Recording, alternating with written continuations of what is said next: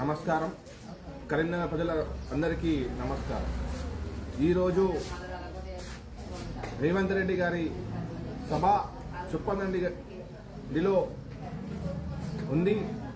దానికి ప్రజలను తరలించడానికి అస్తవ్యస్తల పడుతున్న కాంగ్రెస్ పార్టీ నాయకులు.